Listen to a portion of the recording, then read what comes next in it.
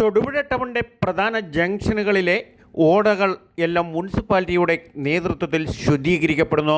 എത്ര നല്ല കാര്യങ്ങൾ ചെയ്താലും ക്രൂശിക്കപ്പെടുന്ന ഒരു ജനസമൂഹം നമ്മുടെ ഇടയിലുമുണ്ട്.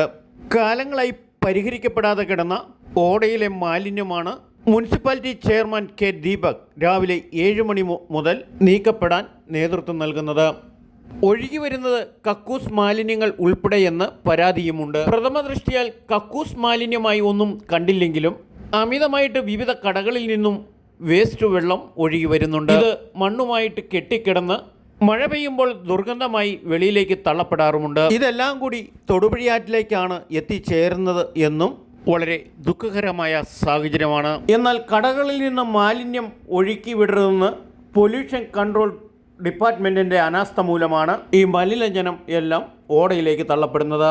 മുനിസിപ്പൽ ചെയർമാൻ്റെ നേതൃത്വത്തിൽ ഇത് പൊല്യൂഷൻ കൺട്രോളുമായി ബന്ധപ്പെട്ട് മാലിന്യം ഒഴുക്കിവിടുന്ന കടകളുണ്ടെങ്കിൽ പൂട്ടിക്കെട്ടിക്കണം. മാലിന്യം സ്വയം സംഭരിച്ച് നിർമ്മാർജ്ജനം ചെയ്യാൻ മാത്രം സൗകര്യങ്ങൾ ഉണ്ടെങ്കിൽ മാത്രമേ കടയ്ക്ക് ലൈസൻസ് കൊടുക്കാവൂ.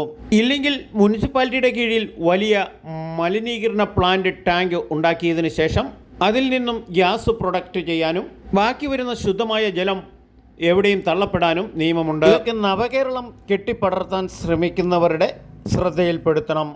നവകേരളം എന്ന് പറഞ്ഞാൽ നെൽപ്പാടങ്ങൾ നികത്തി മണിമന്ദിരങ്ങൾ പണിയുന്നതും കുന്നുകൾ ഇടിച്ച് ഫാക്ടറികൾ പണിയുന്നതും ഭാവി പ്രകൃതി ദുരന്തങ്ങളെ നമ്മൾ ക്ഷണിച്ചു വരുത്തുന്ന വികസന രീതികളാണെന്ന് സർക്കാരിനെ ഓർമ്മപ്പെടുത്തുന്നു. കാലങ്ങളായി പരിഹരിക്കപ്പെടാതെ കിടക്കുന്ന തൊടുപുഴയുടെ ശാപമായി മാറിയ ഓടകളും മഴ പെയ്താൽ കടകളിൽ വെള്ളം കയറുന്ന ഈ രീതിക്കും ശാപമോഷം നൽകിക്കൊണ്ട് 8 മാസം മാത്രം കാലാവധിയിൽ കയറിയ നഗരസഭാ ചെയർമാന് ഈ നാടിൻ്റെ അഭിവാദ്യങ്ങൾ എന്ന് പറയാതെ വയ്യ. നാട്ടുരാജ്യ ന്യൂസിനു വേണ്ടി ക്യാമറയാൻ റിപ്പോർട്ടിംഗ് തൊടുപുഴയിൽ നിന്നും കെ വിജയൻ.